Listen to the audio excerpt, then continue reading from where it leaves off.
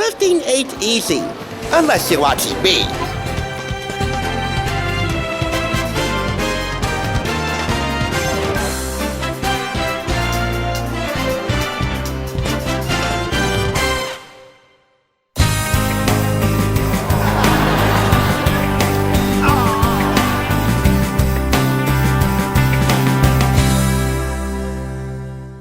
Welcome back! You're watching the Thrift Store Rundown of a bring Hollywood home on a budget, and we're just about ready for the final piece in our Comfort Core curriculum, helping you feel more comfortable.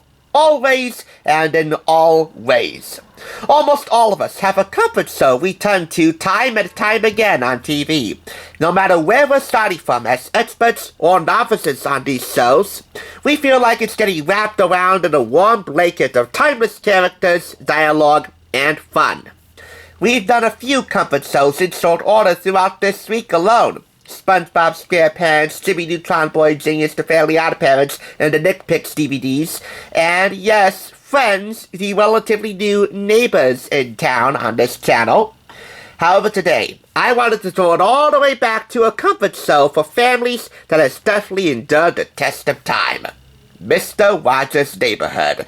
And yes, while Daniel Tiger, the most famous neighbor in all of the neighborhood of make-believe, has occupied some prime estate on my channel, every once in a while, I'm obliged to pay homage to Big Daddy Rog.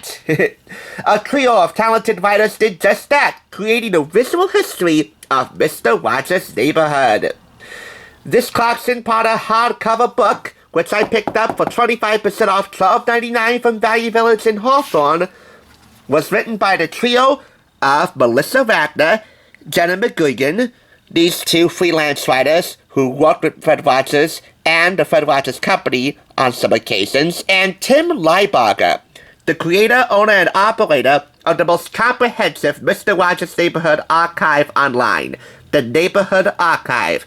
You want to know how comprehensive it is? I'll have a link downstairs. This also features a foreword by Tom Hanks, who earned an Academy Award nomination for playing America's favorite neighbor in A Beautiful Day in the Neighborhood. So at the end of this book, you'll see a few behind-the-scenes photographs detailing how the crew, the filmmakers, recreated Mr. Rogers' Neighborhood house at WQED Studio A in Pittsburgh, where the original show taped for its entire run for the 2019 TriStar Pictures film. Go behind the scenes of Mr. Rogers' Neighborhood. So let's take a look at what you're gonna get in this visual history. And since nobody else on YouTube has ever taken you through a comprehensive tour of this book, I feel obligated to be as comprehensive yet somewhat brief as I can because, well, my battery's dying.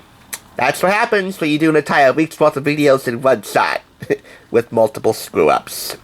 You just roll with the punches, like Fred did. Anyway, 6 chapters. Let's take you through some classic moments in this book. First up, classic moment. Number 1, Episode 1, the national debut of Mr. Rogers' Neighborhood, dealing with change. Change, of course, is inevitable throughout the years. This episode talks about that, and it also features Daniel Tiger trying to grapple with some sudden changes in his life. This is a timeline which zigzags, for better or worse, through certain keystone moments in Fred Rogers' life and the life of his company, Family Communications, which then changed to the Fred Rogers Company and Fred Rogers Productions. From his birth on March 20th, 1928 in Latrobe, Pennsylvania, to his eventual death from cervical cancer, February 27, 2003. And of course, going beyond that, to the creation of Daniel Tiger's Neighborhood in 2012, the documentary from Morgan Neville, Won't You Be My Neighbor, and of course, the release of A Beautiful Day in the Neighborhood starring Tom Hanks.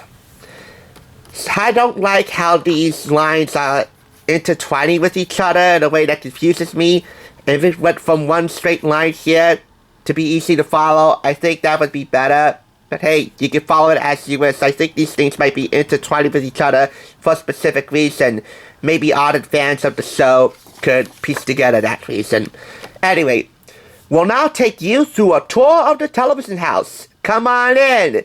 Please, won't you be our neighbor? As these few pages highlight how the television house, the main neighborhood house, changed very little over the years, keeping the basic front porch, living room, kitchen, backyard, with these white bars here indicating certain props and elements in the neighborhood house and their function as well as their style, how they evolved over the years, and what purpose they serve in the main neighborhood house.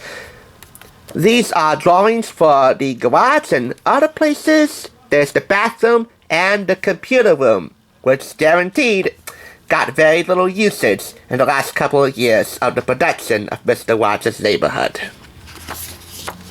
This is the model neighborhood which you see in every show. Opening, transition segments, and closing. It all starts and ends with this big red building here, and its roof paying homage to the original NET logo, National Educational Television. At the request of director Paul Lally, the crew later incorporated a moving trolley, of course the trolley representing your transition to the neighborhood of make-believe. And there's the king of the neighborhood right there. Anyway, in Hi Neighbor, profiling all the neighbors in the real neighborhood, I want to highlight Chuck Aber. He was the only one, aside from Mr. Rogers, to directly and thoroughly interact with his television neighbors, the viewers, since Mr. Rogers had to go away for an appointment in episode 1578, season 15, episode 78. So, Chuck Aber kept the television viewers company for a little while. This guy, Neighbor Aber, is a jack of all trades. Many special guests have made their way into the neighborhood. Just a few of them. David Copperfield, LeVar Burton, Olympic gold medal basketball player Susie McConnell, and Bill Nye the Science Guy. Yes, Bill Nye and Fred! Fred once told me it's not the puppet that's real. Daniel Tiger right here. It's Betty's absolute belief that it's a shy little tiger that makes the magic work. I've profiled Daniel Tiger many a times, and we still have a couple more videos to go. But now would be a good time to profile a real neighbor that I assume many boys who secretly watched Mr. Rogers' Neighborhood made believe in their heads and their heart of hearts that one day they would marry. And that neighbor would be Lady Aberlin, Betty Aberlin. Hey, if you watched, you knew. With gentle hands and the heart of a tiger, Betty Aberlin truly was a Betty. Hey, you knew you had a crush on whoever you watched. There's no need to lie. Take it from Mr. Rogers. It's okay to have feelings. In that regard, I certainly am a basket case of feelings.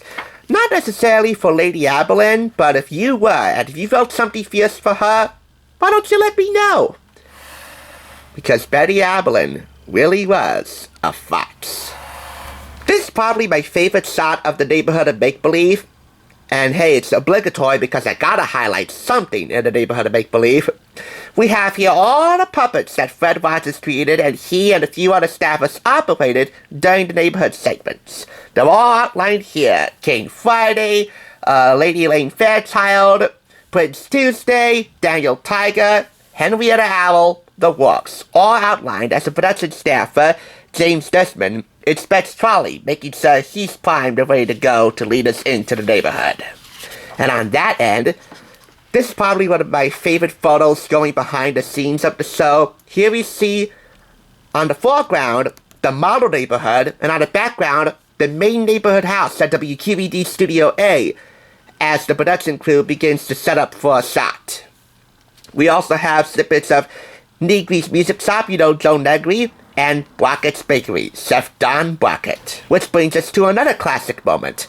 At the end of a week about work, Mr. Rogers talks about his line of work, making television programs for children. Thus, the camera pans out to reveal a great shot of really a good chunk of the entire neighborhood studio at WQED in Pittsburgh, with a shout out to the John Costa Trio, who played live every day in the studio during tapings. John Costa on piano, noted jazz pianist, Emmy nominated for his work on the show, Carl McVicker on bass, and Bob Wallstorn on drums. This is the end of production. It's such a good feeling. Really a bittersweet one at that, when the final episode of Mr. Rogers' Neighborhood was taped. Thus, the production staff all donned cardigans and ties to pay tribute to the man who really invented the term, "There goes the neighborhood," for public television, and had us all reciting that in our heads without feeling guilty. And this is the neighbor du jour on TSR, Daniel Tiger. Yep, he's got a neighborhood of his own.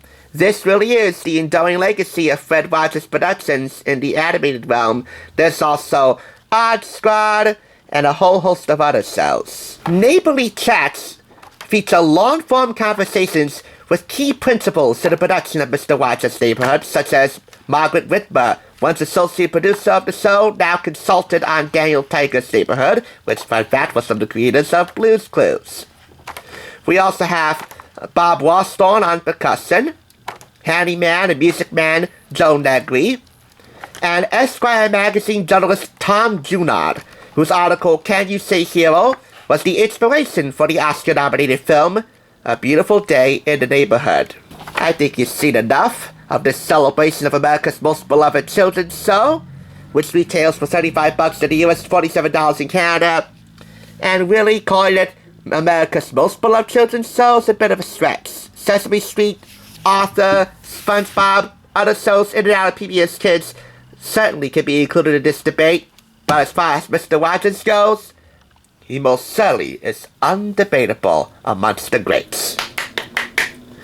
With an acknowledgement to the Neighborhood Archive audience, myself proudly included, from Tim Lybarger in the acknowledgement section, and just noting how thorough this book is all in all, what else can I do but give it 5 out of 5 claps? The maximum. Got the picture? If so, it's such a good feeling. If not, perhaps somebody else will come along and take you on a comprehensive tour of this book. Until then, if you ever see me in person, please, leave me be with your objections. And yes, that's a reference to Tom Hanks in the Simpsons movie. Mr. Rogers' Neighborhood, one of the great comfort shows for all families, for all time. That'll be all. I'll be back when the week is new with more ideas for you on how to do secondhand shopping with a Tinseltown touch.